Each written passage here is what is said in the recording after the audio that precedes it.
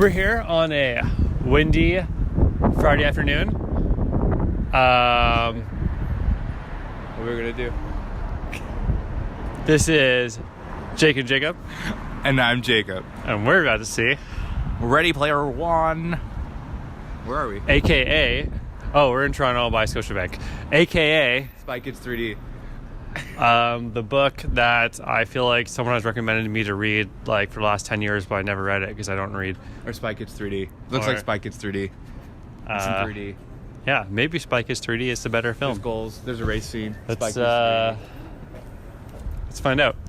All right, let's go see it. In Ready? 3D. All right, you already got your 3D glasses. Yeah. How'd you do that? Star Wars 3D. Right. Let's go.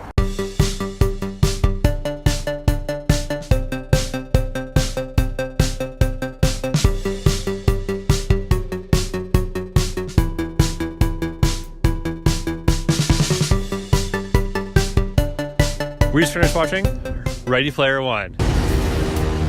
A whole virtual universe.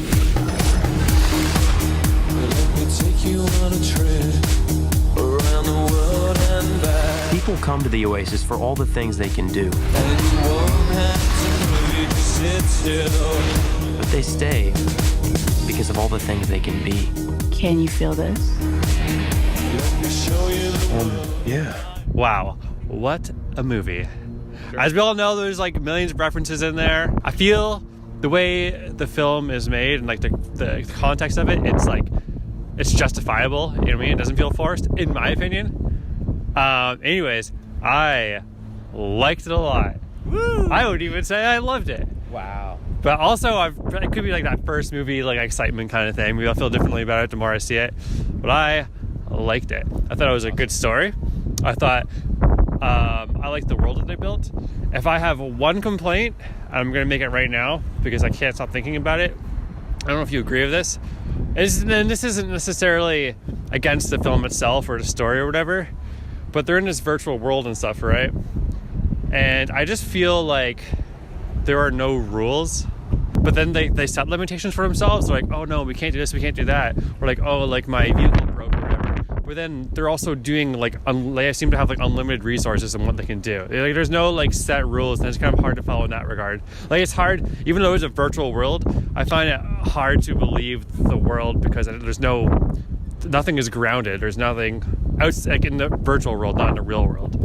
I loved just going back and forth between the real world characters and like the virtual world, and like what's the main character's name? Wade. That helped. And I just like his like sort of like crummy life. He like lives in a trailer, takes place in the future, and you just get the sense of like he loves going into this world, and just like the characters, blah blah blah, the story. Blah, blah, blah. I can go into it in a bit. I'm gonna let you talk first, so I can collect my thoughts. But I do have some things to say. So as you can tell, Jake was very excited about this movie. As you can tell by my voice and my less excitement, it was okay. I think it's a little bloated. I think it's a very bloated movie when it comes to the pop culture reference.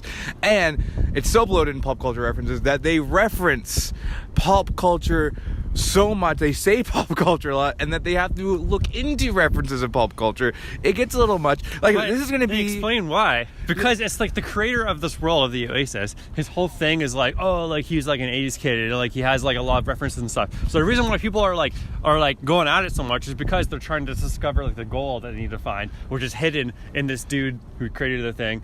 Inside the dude, apparently. Yeah, they created in his like history, so there's like studying him. People are like fans of him because he created like this virtual world that everyone lives off of. And the whole plot is basically that there is it's like the villain is pretty much a business that is trying to monetize the Oasis. They're trying to like make big money off it because they put up a challenge, like the creator of the Oasis before he died, which isn't a spoiler. They put up a challenge that anyone who can like find these 3 hidden keys can like pretty much take over the Oasis and like run it, which I don't really understand how that would work. But anyways, so this business is trying to monetize it, and they have like all these trained people who are like in the world, like trying to like mine it. And that's where it kind of comes into play. Like I don't really understand the rules. Like what are you allowed to, not allowed to do? People are just like whipping out random ass avatars and guns from nowhere. Like I don't know, I don't really get that, but I like you talking now. Go on. Thanks for the plot in the movie that we saw in the trailers and stuff. Awesome, Jake. Great review stuff. I think that's gonna be the divide. I think it's either you're gonna reblog a lot of Tumblr and Instagram posts about, oh my god, you see this character, Deadpool was in it, oh the Gundam Wing was in it, it's so cool, look at all this cool shit. The Gundam thing was in the trailer, but look at all this cool shit. I really like all cool shit. Oh, I'm so nostalgic. South Park already made fun of this with the whole member berries. Oh, remember the 90s? Remember the 80s? Oh, I love Duran Duran. I get it. Look, I get it. I get like it's like tiresome. Like they're throwing all these like pop culture references, which are a lot of them come out of the 80s for some reason.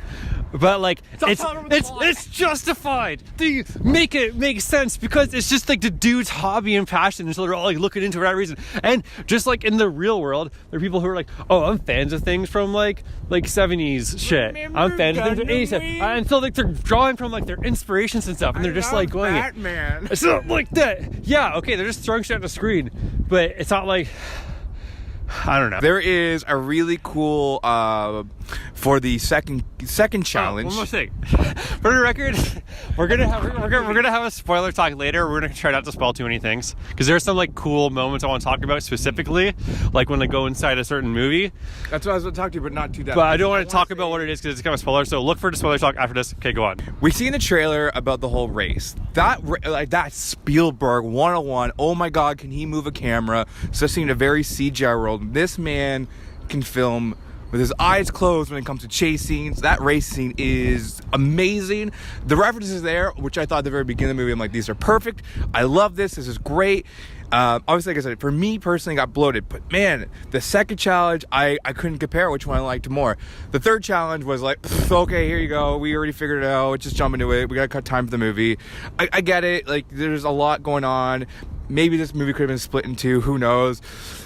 But like I said, my biggest problem with this movie also is this is a Spielberg movie. Spielberg's really good with their actors and his characters. E.T. Jurassic Park. I didn't attach myself to one character. Besides the guy who created the game, who like pops in every so often. Great. James Holloway, I believe his name was. Oh, I love him. I love him so much. But the other characters, like, it was very like predictable what they were gonna say. They didn't really, actually, even like the main character, you didn't really see what their lives were outside the game. And like, I kind of think there's kind of this main point about that, like, oh, you should spend more time in reality, blah blah blah. We get it. It's 2018. We should be outside. Here we are outside. We should be Oculusing all the time, virtual reality our way. We should spend real time. But like, you know, these characters are kind of plain. I really attached myself or cared about them, which felt not so Spielbergy. How it looked and how it was directed and how it felt, and especially how the camera moved and the fight scenes. Oh my God, yeah, that's Spielberg 101 and plus more. But everything else kind of just felt like by the numbers. Here's a lot of what you like. You like these Batman and Gundam Wing, and ooh, look, Chucky. Ooh, that's cool and all. But I feel like the more I'll rewatch it, the more I'm just gonna be like, yeah, I've seen these. This is cool the first time. So I think that's all I'm going to say. It's a fun movie. I don't know if there's especially the second chapter of like, is this a family movie? They do drop the F-bomb at one point too, by the way. Yeah, it's true. I don't think I'll be as excited about watching it like for the second viewing, third viewing, so forth. It's not like, it doesn't have that lasting appeal like past Spielberg movies like E.T., like Jurassic Park, but like Jaws. But I mean, like, I think, I don't know, it's just like overload, right? When you go in there, you're just excited about everything you're seeing. Even if I were to put aside all the culture references, which, by the way, like, they're very subtle. Like, if you talk, they're like, there's the actual world they built too, like when they're at like the club and stuff like that, right? Like, that's like cool, I think. Again, I don't get the rules of like why some people are allowed to do things, why some people aren't. Like, when can you take out a gun and shoot someone? I don't really get it.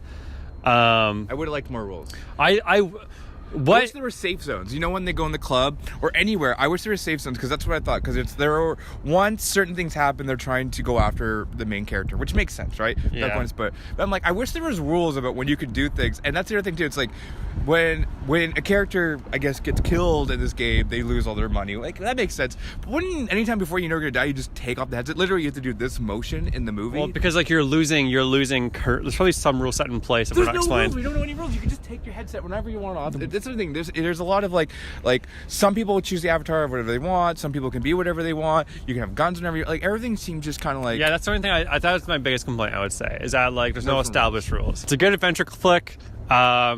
I would have liked them to touch more on the whole real world aspects, like how there was like some woman underneath them like doing like a stripper thing, all that stuff. Like the whole the obsession with the technology I found interesting, but they don't touch on it as much.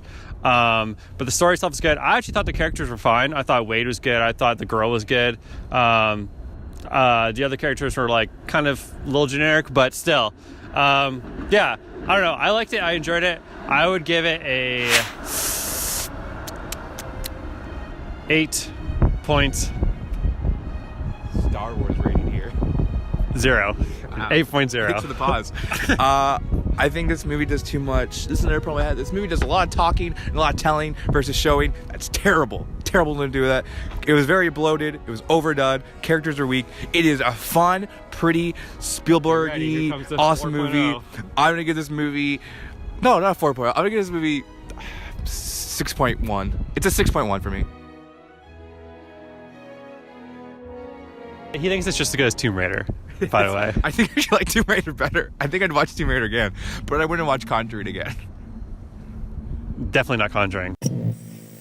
Ah, look at that. You made it to the end of the video. Hey, now that you're here, you can click on one of our older videos.